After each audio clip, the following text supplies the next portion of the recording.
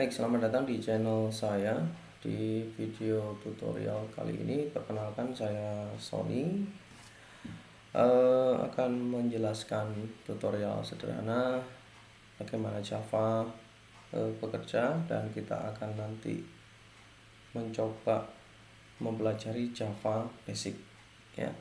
Jadi nanti akan saya buat beberapa video terkait dengan dasar-dasar pemrograman Java. Kali ini kita akan melihat teori-teorinya.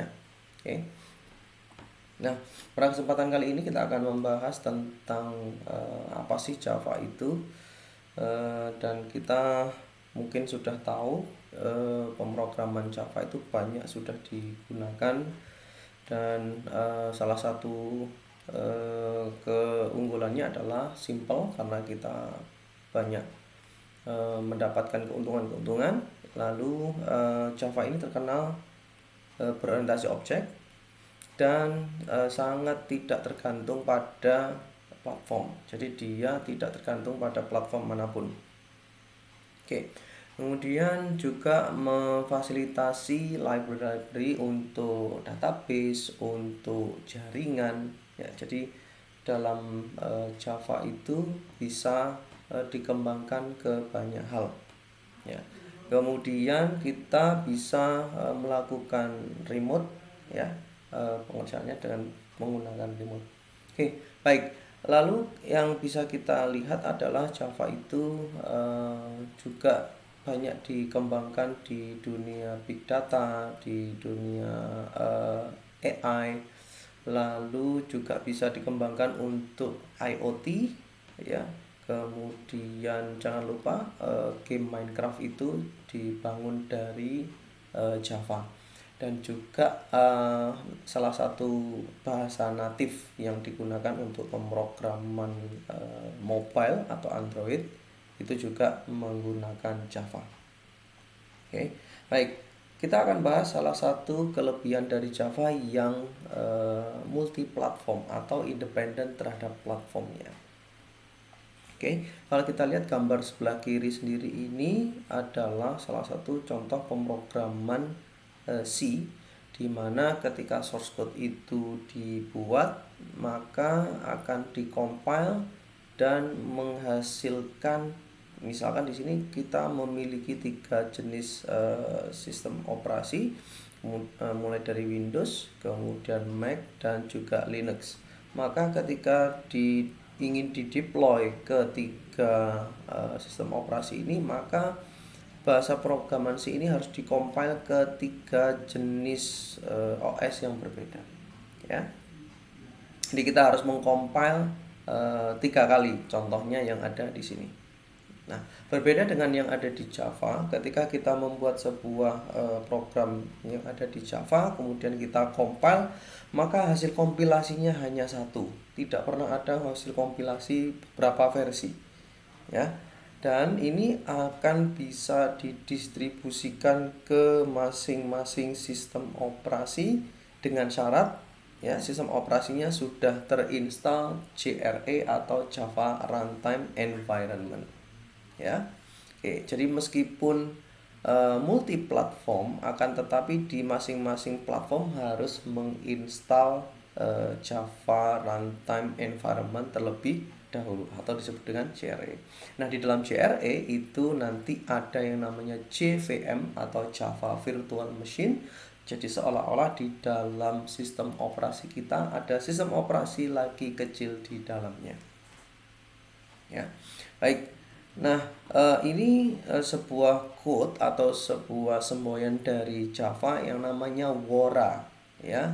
Write once, run anywhere, atau Cora kadang-kadang ya. Code once, run anywhere ya. Oke, jadi seperti itu, atau compile once, run anywhere. Oke. Jadi kalau kita bandingkan, ketika kita punya 2 mesin, yang satunya Windows dan satunya Unix, maka program natif Windows hanya bisa dijalankan di Windows saja, sedangkan natif Windows tidak bisa dijalankan di Unix. Dan sebaliknya, aplikasi natif di Unix hanya bisa berjalan di Unix dan tidak bisa berjalan di Windows. Oke, sehingga Java yang kita buat ya itu bisa jalan di Windows maupun di Unix asalkan dua-duanya sudah terinstall Java Runtime Environment. Oke, nah beginilah cara melakukan kompilasi yang ada di Java. Jadi seumpama kita memiliki sebuah file namanya someapplication.java, ini Java code aslinya. Kemudian kita akan compile dengan Java compiler dan hasilnya adalah sebuah bytecode yang tipe ekstensinya adalah .class. Oke, baik. Nah, kemudian pada saat kita melakukan kompilasi, kita menggunakan perintah Java C. Ya, kita menggunakan perintah Java C. Kemudian setelah kita melakukan kompilasi, hasil bytecode-nya tadi akan dijalankan dengan JRE, menghasilkan sebuah program di local machine kita. Ya, jadi kita butuh compile dan execute. Sehingga untuk developer membutuhkan JDK, untuk implementasi atau menjalankan kita butuh JRE. Oke. Jadi di sini kita butuh JRE untuk menjalankan program Java dan juga mungkin ada applet, ada swing, Java FX dan sebagainya. Ya, kita butuh JRE. Kadang juga JRE ini diinstal atau terinstall di dalam browser juga. Oke. Sedangkan untuk developer atau pengembang atau programmer kita butuh yang namanya JDK. Oke, yang mampu untuk membuat aplikasi berbasis Java. Oke. Maka ketika seorang developer sudah menginstal JDK, maka sebenarnya juga sudah terinstall JRE. Ya, tapi kalau kita menginstal JRE belum tentu kita mendapatkan JDK-nya. Oke, nah bagaimana kita bisa mendapatkan JDK dan JRE? Anda bisa menuju ke website Oracle atau website yang lain yang resmi menyediakan JDK. Ya, sebagai bahan informasi, JDK versi terakhir yang disupport untuk digunakan ya sebagai lisensinya adalah 1.8. Ya, setelah itu Oracle tidak mensupport untuk komersil. Ya, jadi Anda bisa cari resource pokoknya yang resmi gitu ya, yang resmi. Baik. Kita lanjutin gimana sih kita membuat source code di Java ya. Nah, seperti yang sudah kita ketahui, untuk membuat kode kita harus mengetikkan kode-kode tertentu. Contoh di sini saya memiliki sebuah source code sederhana namanya Hello World ya. Nah, di sini ada program Hello World, isinya seperti ini. Maka yang harus kita lakukan adalah membuka text editor dulu. Kemudian kita bisa coba gitu ya, beri nama, ini contohnya adalah Hello World, maka kita simpan menjadi nama helloworld.java. Oke. Lalu jangan lupa case sensitif, hati-hati. Hello World kalau hanya besar maka di sini juga kita harus H besar, W besar juga W besar. Oke. Kemudian langkah kedua adalah kita mengcompile dengan command line ya. Kita compile dengan perintah Java C sudah, dan akan muncul satu file baru yang namanya helloworld.class. Oke. Jadi setelah kita mengcompile maka akan muncul .class-nya. Ya, dan terakhir baru kita jalankan aplikasi Java-nya. Ya, ini contohnya. Baik, kita akan praktekkan bersama-sama. Kita buka dulu command prompt-nya. Oke, ini command prompt-nya. Yang pertama kita cek apakah komputer kita sudah terinstall Java ya. Kita coba ketikkan perintah Java di sini ya, kita ketikkan Java begini. Nah, ketika muncul seperti ini maka itu artinya JRE kita sudah ada di dalam komputer. Oke. Lalu kalau kita pengen tahu versinya, kita ketikkan Java min version. Oke, sehingga muncul di situ versinya versi berapa. Ya, contoh JRE versi 1.8. Oke, berarti kita sudah terinstall JRE. Kemudian kita juga butuh JDK ya. Maka kita cek di sini dengan perintah Java C. Oke, kita ketikkan perintah Java C. Kalau kita enter, kemudian muncul kira-kira perintah seperti ini artinya bukan error tapi Java C kita sudah ada. Ya, sudah terinstall di dalam komputer. Oke. Nah, ada beberapa permasalahan ketika sudah nginstal JDK akan tetapi masih belum terlihat ya, masih belum terlihat Javanya ya, atau JDK-nya belum terinstall dan tidak bisa dijalankan. Maka mari kita cek dulu ya. Contoh di tempat saya Java itu terinstall di folder ini C Java, kemudian ada di bin.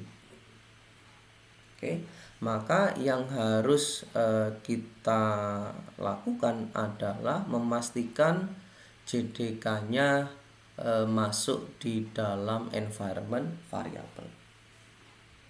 Oke. Kita cek dulu di environment variable, ketikkan di Windows lalu jalankan environment variable. Kita cari saja di Windows kita atau di komputer kita environment variable. Oke, kemudian kita ke advance. Lalu di situ ada environment variable, kita bisa klik. Lalu kita cari di sistem variabel apakah ada path-nya. Oke, kita cari di sistem variabel, di situ ada path. Lalu kita double klik. Nah, di sini harusnya ada Java-nya. Nah, contoh di sini ada Java-nya. Ini tempat JDK-nya. Ada di folder C Java JDK dan seterusnya /bin. Oke, nah ketika masih belum ada maka Anda bisa menambahkan di sini baru, gitu ya. Misalkan ada di sini masih belum ada, ini saya contohkan belum ada, ini saya hapus. Ya, misalkan belum ada seperti ini maka kita klik new, kemudian kita tuliskan ya path-nya ada di mana. Ya. Saya tuliskan C Java JDK 1.8 dan seterusnya, sesuaikan dengan yang ada di sini ya. Kalau ingin tahu silahkan diklik kanan di bin-nya, kemudian copy address as text. Oke, sehingga ini kita bisa masukkan di sini ya. Kemudian kita oke. Ya. Lalu kita oke, selesai. Harusnya sudah bisa. Ya. Nah, nanti kalau misalkan sudah di oke, ini jangan digunakan lagi tapi ditutup dan dibuka command prompt baru. Biasanya seperti itu. Oke. Baik, kalau sudah maka kita akan membuat source code-nya. Ya, kita akan buat source code-nya. Kita buat seperti ini. Oke, diketik saja seperti ini, public class hello world. Ya. Saya akan ulang dari awal ya, public class hello world. Oke. Kemudian kurung kurawal buka dan akhiri dengan kurung kurawal tutup. Oke, ini satu blok tersendiri untuk kelasnya. Ya. Oke, kemudian disimpan. Silakan disimpan, beri nama helloworld.java. Ya, teks editornya terserah mau menggunakan Notepad, Notepad++, atau yang lainnya silakan. Tapi kali ini saya akan gunakan Notepad++. Oke, kita save. Oke, hasilnya seperti ini. Oke. Baik, saya jelaskan dulu. Kita akan membuat sebuah kelas yang namanya sama dengan nama file. Ya. Jadi sesuaikan kalau kita membuat kelasnya namanya Hello World, nama filenya harusnya juga Hello World. Oke. Kemudian huruf besar dan huruf kecil sekali lagi berpengaruh. Oke. Ini saya beri catatan, ini adalah nama kelasnya. Oke, kalau Anda mau mencatat silahkan ditambahkan slash di sini, 2 slash sebagai komentar. Ya, berarti ini adalah pembuatan kelas. Nah, apa itu kelas? Nanti akan ada pembagian lebih lanjut atau penjelasan lebih lanjut. Oke, kemudian ada kurung kural buka dan kurung kural tutup, ya, yaitu awal dari kelas dan akhir dari kelas. Kemudian di dalamnya juga akan dituliskan, ya. Jadi kita tuliskan di sini. Oke, biasanya kalau pemrograman itu harus diindentasi, jadi harus ada menjoroknya di sini. Jadi Anda kalau misalkan kursornya ada di sini, silakan di tab ya sekali sehingga masuk ke sini. Oke, jadi supaya lebih bagus. Kemudian kita tambahkan sebuah ketikan baru. Ini namanya method, nanti saja akan dijelaskan di pertemuan berikutnya. Ada main gitu ya, kemudian ada string argumen, buka kurung, ya, kurung kotak, ya. Kurung kotak ini ada di sebelahnya huruf P. Jadi ini kurung kotak, kemudian kurung tutup untuk ini. Jadi kalau kita menggunakan editor yang bagus untuk pemrograman, pasti kita sudah dipandu masing-masing berpasangan. Oke, jadi kalau saya klik yang kurung tutup ini pasti ngasih tahu pasangannya di mana. Oke. Kemudian kita awali juga dengan kurung kural buka dan kita akhiri dengan kurung kural tutup. Ya, jadi seperti ini struktur utama dari program Java. Baik, yang penting di sini adalah main. Main ini adalah yang akan pertama kali dieksekusi, yang akan pertama kali dijalankan adalah main ini. Main itu artinya utama, berarti ini yang paling utama. Ini yang akan dijalankan pertama kali. Oke, jadi source code pertama kali yang akan dijalankan adalah yang ada di sini di baris ketiga. Baik, formalitas dalam pemrograman biasanya kita bilang hello world gitu ya. Maka kita akan tampilkan di layar tulisan hello world. Baik, kita ketikkan system.out.println, ya, buka kurung, tutup kurung, supaya tidak lupa petik dua kali, kemudian kita tuliskan hello world.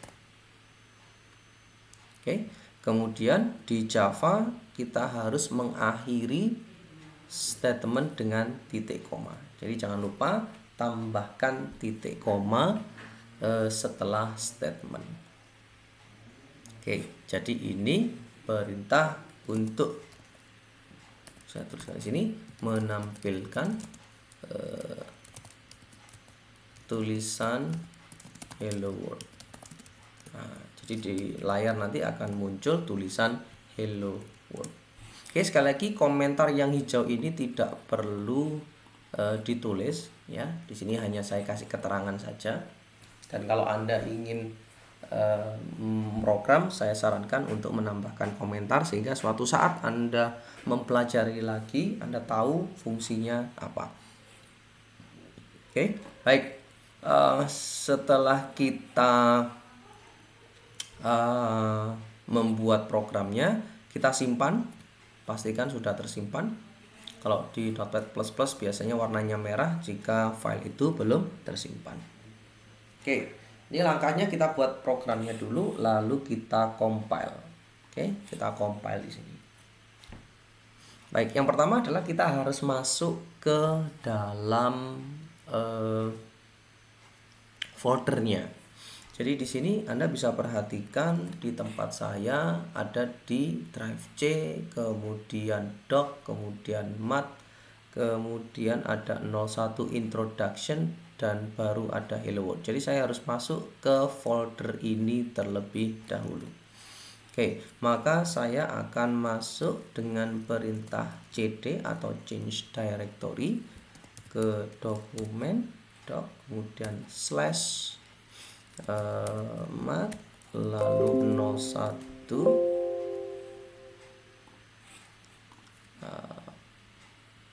underscore introduction,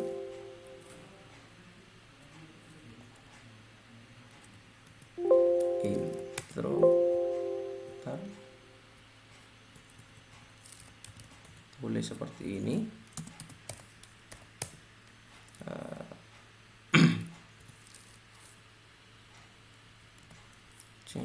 Kemudian doc, kemudian mat, lalu saya masuk ke 01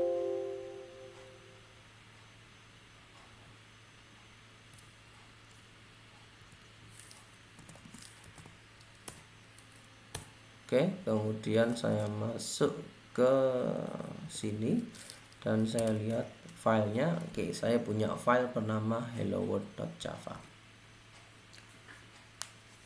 Oke.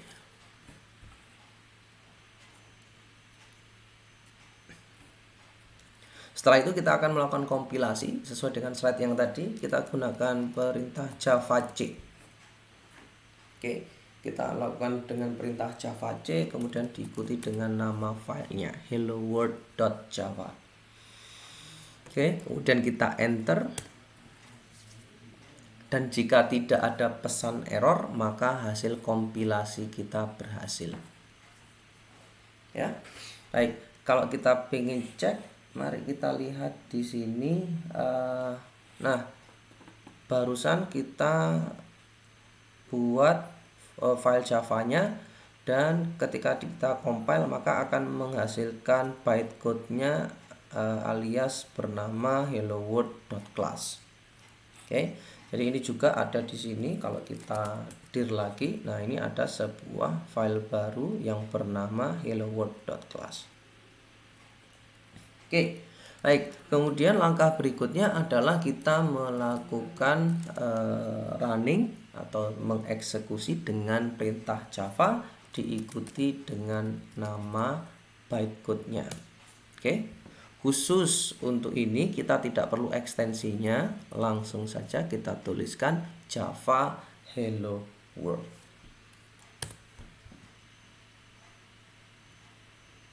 Nah, oke, jadi ini ada sebuah error gitu ya.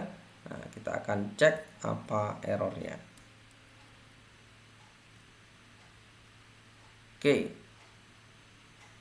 Nah, ini ini salah ketik kita ya. Salah ketik, harusnya public static void main. Nah, jadi kita tambahkan static. Oke. Kemudian sama, ketika ada perubahan kita simpan. Nah, setelah kita simpan, kita kembali lagi melakukan kompilasi. Ya, setelah kita kompilasi baru kita jalankan lagi Java Hello World. Oke, muncullah tulisan Hello World. Oke, jadi ini awal dari kita membuat sebuah program. Oke, baik. Jadi ini cara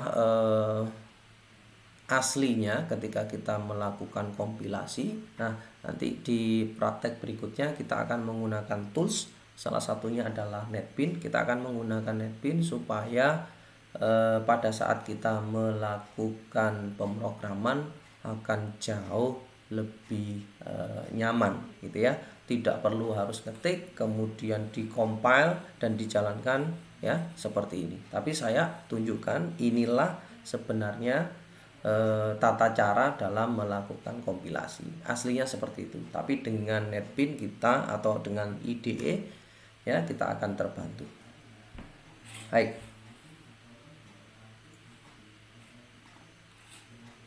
Kita kembali ke teorinya. Jadi jadi sudah saya tunjukkan ya step by stepnya ini. Sebenarnya yang terjadi di belakang itu seperti apa. Oke. Lanjut dengan variabel. Ya. Di dalam bahasa pemrograman kita butuh yang namanya variabel. Nah, variabel di dalam Java itu bisa digunakan untuk menyimpan data. Jadi data nanti akan disimpan di dalam sebuah variabel, bisa itu berupa angka, bisa berupa string atau berupa karakter. Nah, yang perlu diperhatikan adalah Java itu strongly typed ya.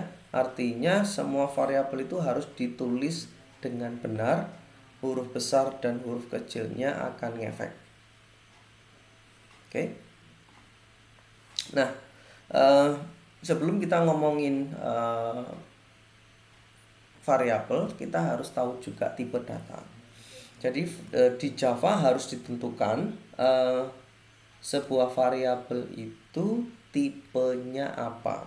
Tipenya angka ataukah tipenya berupa angka bulat atau angka desimal dan lain sebagainya. Ya, kita akan lihat di sini beberapa contoh tipe data. Yang pertama adalah integer. Ya, integer ini berarti bilangan bulat. Ya, mulai dari byte sampai long. Oke, teorinya seperti ini. Ya. Tapi pada kenyataannya yang sering digunakan itu adalah integer.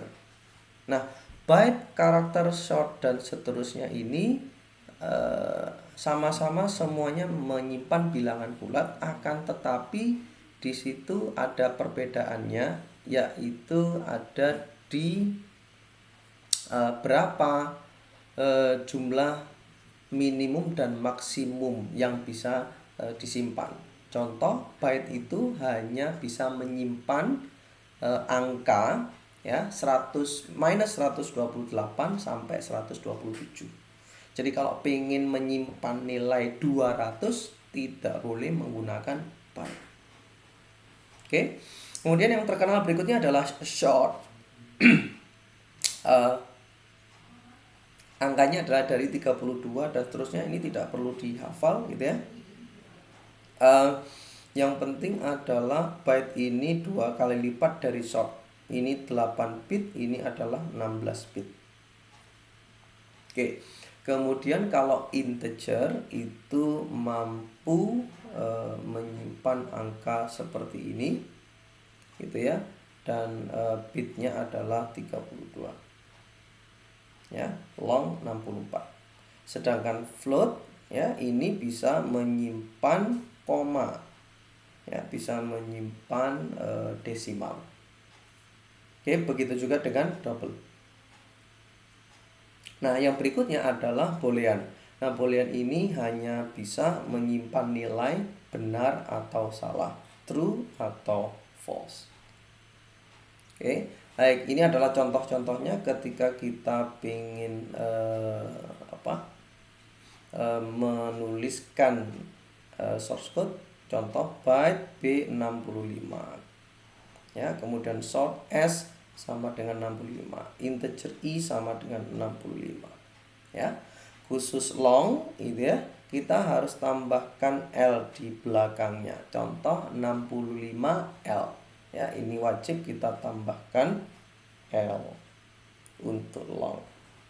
Sama juga dengan float ya, kalau kita tuliskan float F sama dengan 65 ya, kita tambahkan F di belakangnya. Oke. Nah, Sedangkan double langsung saja 65,55 misalkan. Ya. Oke.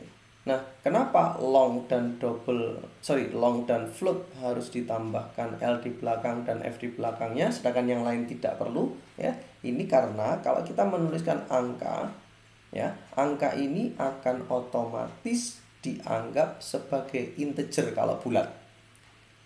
Ya, maka kalau kita mau itu long, kita tambahkan L. Begitu juga dengan desimal, bilangan pecahan. Ketika kita pingin tipe datanya itu float, maka kita harus tambahkan F. Karena kalau kita tuliskan biasa seperti ini, maka ini dianggap tipe data double. Oke? Baik. Nah, kita akan coba praktekkan membuat variabel. Yang pertama adalah membuat variabel yang sederhana, ya. Caranya seperti itu. Yang pertama, sebutkan tipe datanya, ya, lalu ikuti dengan nama variabelnya. Oke. Kemudian kita lanjutkan di sini. Ada juga yang kita pisahkan antara deklarasi dan inisialisasi atau menggantikan nilainya.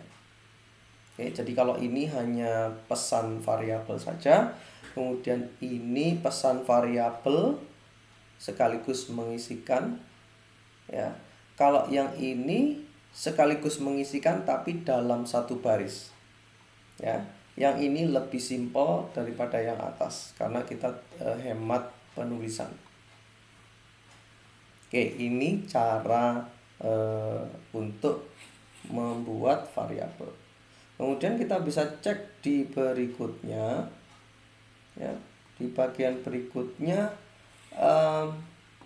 kita bisa perhatikan, kita bisa menggrupkan, ya, menggrupkan atau mengelompokkan tipe data yang sejenis. Contoh, kita punya dua variabel bertipe integer di sini. Oke, lalu kita punya sebuah string namanya C, lalu kita inisialisasi nilainya. Oke. Nah, penulisan seperti ini bisa kita simplifikasi atau kita bisa persingkat. Yang atas ini kita jadikan yang ini. Jadi A dan B ini dijadikan satu, boleh, asalkan dua-duanya bertipe data sama. Oke. Nah, seperti ini. Atau kita bisa menggabungkan, ya. Jadi misalkan kita punya integer A, langsung kita kasih nilainya. Tidak usah nunggu di baris berikutnya. Ini contohnya seperti ini. Oke, A sama dengan 10, B sama dengan 20. Kemudian string C sama dengan sum text. Jadi ini adalah cara melakukan membuat variabel. Kita bisa style seperti ini. Style pertama, style kedua, style ketiga. Ya, mana yang disuka? Jelas kita paling suka yang pendek-pendek seperti ini, tapi nanti disesuaikan dengan kebutuhan. Oke. Baik, kita lanjutkan dengan naming convention. Nah, pada saat kita membuat variabel ada aturan-aturannya. Ya, aturannya adalah kita tidak diperkenankan ada spasi di dalam variabel itu. Oke. Kemudian kita juga tidak boleh mengawali variabel itu dengan angka. Ya, jadi ada guide-nya. Oke, yang pertama bagaimana cara menamainya. Ya, contoh kita buat sebuah variabel namanya A 24. B 365, C sama dengan A kali B, ya. Nah, contoh yang pertama ini sangat buruk. Karena apa? Kita tidak tahu A ini apa, untuk menyimpan data apa. B ini juga kita tidak tahu untuk menyimpan data apa. C juga kita tidak tahu untuk apa.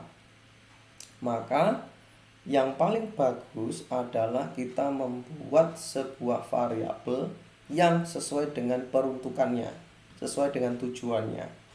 Ya, bedakan dengan yang bawah. Ini sangat-sangat jelas. Oh, ternyata variabel ini itu untuk menyimpan usia. Ya, jelas banget, lihat di sini adalah age sama dengan 24. Lalu 365 ini apa? Oh, 365 itu adalah jumlah hari dalam 1 tahun. Oke. Kemudian age in days berarti berapa usia kita dalam hitungan, dalam satuan hari. Nah, caranya seperti ini. Sehingga akan lebih mudah terbaca, kita lebih jelas, ya. Anda bisa bandingkan yang atas dan bawah, pasti memilih yang bawah. Memang untuk menuliskannya lebih cepat, tapi untuk dibaca kembali akan jauh lebih memudahkan kalau kita pakai style yang bawah. Oke. Baik, saya lanjutkan dengan aturannya yang tadi sudah sempat saya singgung. Aturan pertama, tidak boleh ada spasi. Ya, contoh days in year ini harus nyambung. Tidak boleh days spasi in spasi year, tidak boleh. Harus nyambung tanpa spasi. Kemudian di depannya tidak boleh ada angkanya. Contoh seperti ini, tidak boleh ada angka di depan. Jadi memang harus tulisan. Oke. Kemudian berikutnya adalah ini konvensinya atau aturan tidak tertulisnya. Kita tulis dengan huruf kecil. Ya. Hurufnya huruf kecil. Tapi kalau misalkan ya dia adalah terdiri dari beberapa kata. Contoh days in year, berapa banyak hari dalam 1 tahun.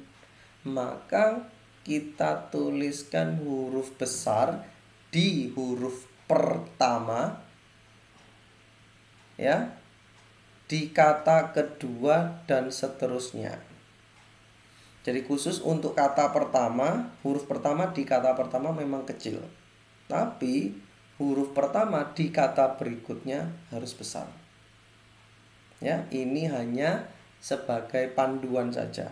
Anda mau besar kecil sebenarnya tidak masalah, gitu ya. Yang penting harus konsisten. Tapi ini adalah panduan di mana seluruh dunia sudah menggunakan standar seperti ini. Baik, akan lebih baik kalau kita coba langsung, gitu ya. Kita praktekkan. Mari kita buka NetBeans-nya. Ya, kita akan buka NetBeans-nya. Oke, jika Anda membuka NetBeans, hasilnya seperti ini. Oke, Anda bisa download NetBeans ini di source manapun, yang jelas source-nya harus resmi, ya. Oke, baik. Saya mulai. Kita akan membuat sebuah project baru. Silakan klik File, kemudian New Project. Oke. Lalu silahkan pilih Java Application. Kemudian kita klik Next. Kemudian kita beri nama, ya, berikan nama, sesuaikan dengan kebutuhan, ya. Misalkan kita bilang belajar Java, boleh. Belajar, gitu ya. Lalu kita klik Finish.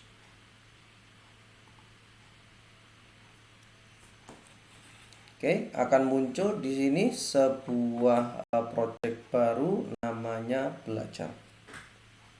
Oke, sekilas dulu di sini ada source package-nya. Kemudian ini ada package kita, otomatis akan dibuatkan package belajar. Kemudian ada sebuah kelas baru namanya belajar.java. Oke, mari kita inspeksi dulu isinya apa, belajar.java. Ya, betul. Isinya kira-kira hampir sama seperti yang sudah kita coba barusan. Akan tapi ini dibuat dari NetBeans sehingga ada banyak beberapa catatan-catatan yang ada di sini. Oke, baik. Jadi di sini di NetBeans sudah dijelaskan kalau mau menuliskan aplikasi, tulislah di sini di bagian public static void main argument. Oke. Baik, kita akan coba di sini ya, kita akan melakukan hal yang sama seperti yang tadi, yaitu system.out.println. Nah, enaknya di dalam IDE itu ketika kita tuliskan dot maka ada auto completionnya ya, kita dikasih tahu oh lanjutannya O, out ini O, tulis saja O, nanti akan muncul seperti itu. Kemudian kita tinggal tab saja, lalu kita dot lagi, print line. Nah, kita bisa pilih di sini print line. Oke. Nah, khusus di NetBeans ini daripada kita mengetikkan system out.println, maka kita bisa tuliskan shout gini ya, kemudian kontrol spasi, nanti akan muncul system out.println-nya. Ini sudah disediakan oleh NetBeans. Oke, baik, lanjut. Di sini misalkan kita mau bilang selamat pagi gitu ya. Nah, maka kita tuliskan aja selamat pagi seperti ini.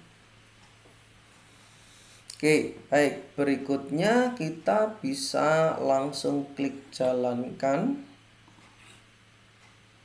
Nah, maka akan muncul di bagian bawah hasilnya adalah selamat pagi.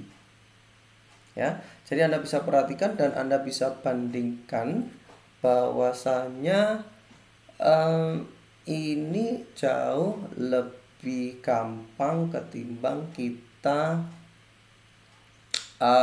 pakai yang versi pertama tadi. Kita tulis di notepad, kemudian kita compile, kemudian kita jalankan. Tapi dengan seperti ini langsung kita tuliskan dan kita jalankan. Oke, baik. Kita lanjutkan. Apa yang terjadi ketika source code kita error? Ya, contoh, kita kurang titik koma, ya, kurang titik koma di sini, maka dia akan berwarna merah di sebelah kiri dan akan ditunjukkan di sini merah, ya, dan ada keterangannya di situ titik koma expected. Jadi kita diminta untuk menambahkan titik koma. Ya, kurang titik koma. Dikasih tahu kita. Oke. Nah. Kemudian kesalahan berikutnya mungkin kurang kurung kurawal tutup. Nah, ini sering terjadi. Contoh, ini kurang kurung kurawal tutup, maka nanti akan ada error seperti ini. Oke. Jadi kita butuh kecermatan. Baik. Berikutnya kita akan mulai belajar tentang tipe data. Ya, kita akan mulai menggunakan tipe data. Oke, kita akan coba membuat sebuah membuat variabel. Ya, variabel pertama adalah kita buat variabel berupa kata-kata ya yang ingin menggantikan tulisan selamat pagi ini. Oke, jadi kenapa kita butuh seperti ini? Contoh, seumpama kita bilang selamat pagi, kemudian kita pingin nulis selamat pagi lagi, lalu kepingin nulis selamat pagi lagi, maka ini saya kopas seperti ini sebanyak 4 kali. Oke, nah misalkan ya kita pingin membuat ini lagi gitu ya, maka kita akan copy paste lagi segini banyak.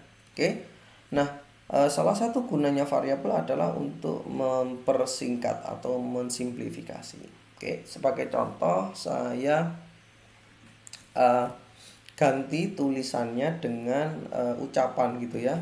Oke, kita buat sebuah tipe data. Tipe datanya string, saya beri nama ucapan. Oke. Baik, ini yang pertama. Ya, jadi kita ganti dengan ucapan. Berikutnya, saya ubah ucapannya ini menjadi selamat pagi. Oke. Maka saya sudah punya sebuah variabel namanya ucapan, ya, dan saya tinggal pakai di sini. Jadi ini saya ganti dengan ucapan, gini aja. Oke, ini juga saya ganti dengan ucapan. Oke, kemudian ini saya ganti juga dengan ucapan. Anda bisa perhatikan lebih hemat dalam penulisan. Oke. Ini tadi lebih panjang, sekarang tinggal bilang ucapan saja. Itu yang pertama. Ya. Yang kedua, seumpama ya kita galau ini, selamat pagi, terus tiba-tiba jadi siang. Nah, kita harus ganti siang. Ini juga ganti siang. Oke, kita ganti siang. Ini ganti siang. Berarti kita harus ganti semuanya satu persatu. Ya, berbeda dengan kalau kita menggunakan variabel. Ya, cukup saya bilang ini selamat siang, kemudian di sini diganti dengan ucapan. Ya, saya ganti dengan ucapan, ini juga saya ganti dengan ucapan. Ini juga saya ganti dengan ucapan, ini juga saya ganti dengan ucapan.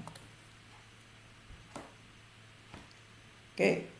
Nah, dengan cara seperti ini maka isinya nanti otomatis akan jadi selamat siang sendiri. Ya. Dan ketika saya ingin ya mengubah ini menjadi selamat malam, saya cukup ganti selamat malam, maka nilai yang lain akan mengikuti. Oke, baik. Itu salah satu manfaat dari variabel. Baik, berikutnya saya akan tetap menggunakan file ini. Saya akan mempraktekkan yang tadi inisialisasi variabel gitu ya. Kita bisa komen dulu ini ya. Jadi supaya ini tidak dieksekusi ya. Kita bisa komen, saya blok, lalu saya ketikkan atau saya pencet tombol Ctrl/, ya, nanti akan otomatis terblok seperti ini ya, dan tidak akan dieksekusi ya. Contoh ini saya jalankan, iya, maka tidak ada tulisan apapun. Tapi kalau saya buka, saya jalankan, keluar ya. Itu salah satu gunanya dari komen ya. Selain kita bisa menambahkan catatan, juga bisa mematikan source code tertentu. Baik, kita akan coba pertama variabel yang ada, misalkan variabel boolean gitu ya, kita bilang boolean. Oke, seperti ini ya, kita tuliskan boolean. Oke, boolean A ya, ini artinya style pertama kita buat sebuah variabel boolean ya, kemudian A ya. Lalu boolean ini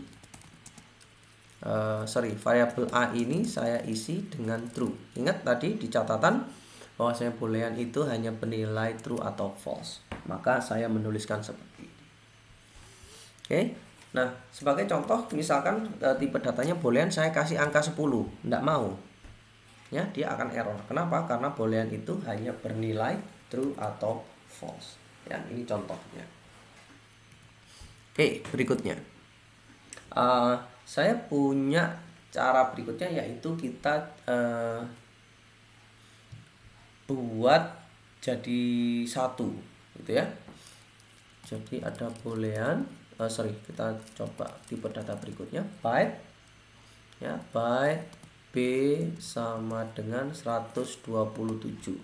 Nah, ini artinya saya membuat sebuah variabel baru, tipenya adalah byte, isinya 127 dalam satu baris.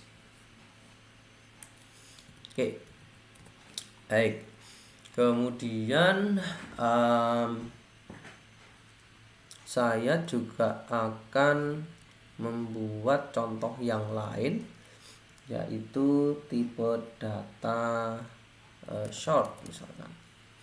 Oke, short C sama dengan 200.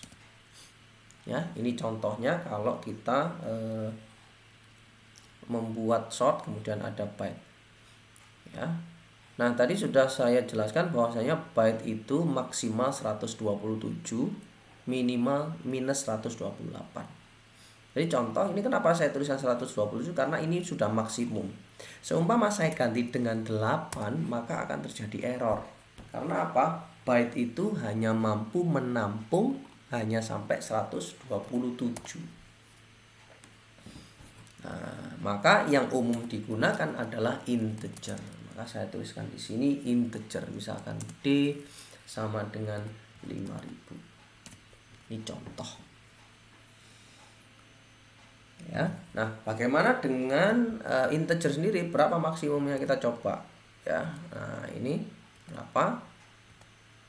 Nah, bisa sampai segini, bisa sampai segini. Oh, sudah mentok ya. Jadi hanya bisa sampai segini saja. Oke, kira-kira segini. Tapi kita bisa lihat tadi catatannya berapa maksimumnya. Jadi kalau sudah seperti ini, sudah melebihi batas dari integer. Oke, maka kalau pingin ya, kita gunakan yang long, lebih panjang lagi. Kita tuliskan long. Oke, nah, contoh kita punya long E sama dengan, nah ini seperti ini ya. Nah, ini kalau mau besar ya, kemudian saya tambahkan L di situ. Ini bisa lebih panjang daripada integer. Anda bisa lihat di sini. Nah, tipe datanya lebih panjang. Oke, baik. Kita akan praktekkan juga untuk yang float. Oke, cara menuliskannya adalah float F, misalkan 13,3. Ya. Nah, tidak boleh karena harus menyebutkan sekalian F gitu ya. Artinya dia dianggap float. Karena apa? Kalau tidak ada F-nya, maka dia dianggap sebagai double. Nah, ini sama-sama 13,3. Oke. Gitu.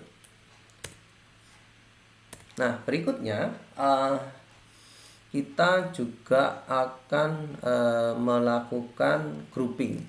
Ya, tadi sempat kita bahas contoh, misalkan kita punya variabel D1 seperti ini, kemudian integer D2, lalu ada integer D3, maka kita akan melakukan seperti ini.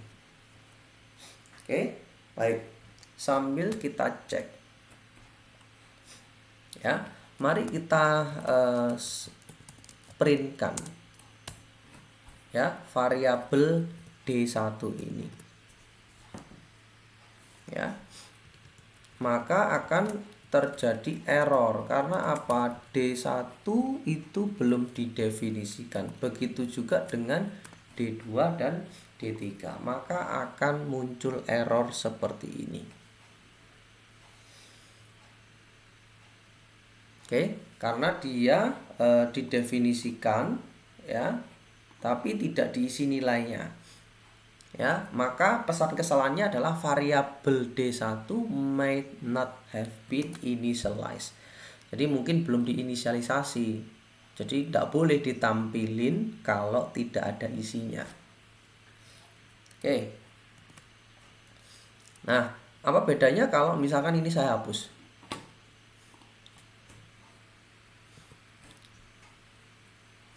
Nah, kalau saya hapus beda, cannot find symbol, ya.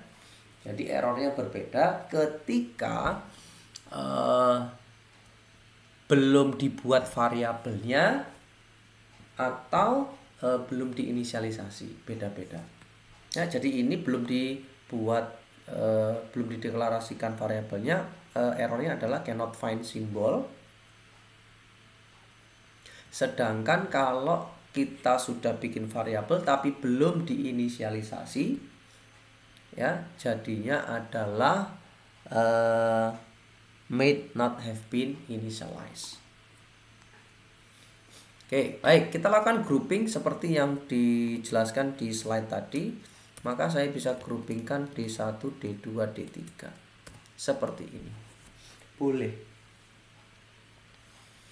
Akan tetapi ini tidak menyelesaikan permasalahan. Karena apa? Permasalahannya adalah variabel ini belum diinisialisasi nilainya. Oke, contoh D1 misalkan 10. Maka sekarang ini tidak akan error, ya, yang baris ke-34. Begitu juga dengan D2, seumpama saya ganti 11, maka ini hilang errornya. Begitu juga dengan D3, ketika saya inisialisasi nilainya, maka errornya akan hilang, ya, seperti ini.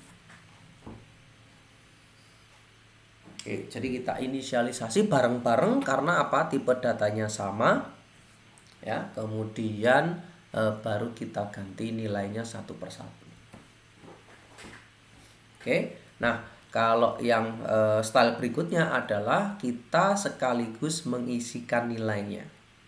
Jadi langsung dituliskan di sini bahwasanya D1 adalah 10, D2 adalah 11, dan D3 adalah 13. Nah, seperti ini. Sehingga kita tidak perlu source code ini. Nah, ini pun juga boleh. Ya. Oke. Jadi ingat, kalau kita mau membuat variabel, tentukan tipe datanya, lalu namanya, kemudian harus sesuai namanya. Misalkan ini D1, D-nya besar, nah maka di sini juga harus D besar. Oke, kita harus konsisten karena Java itu case sensitive. Itu yang pertama.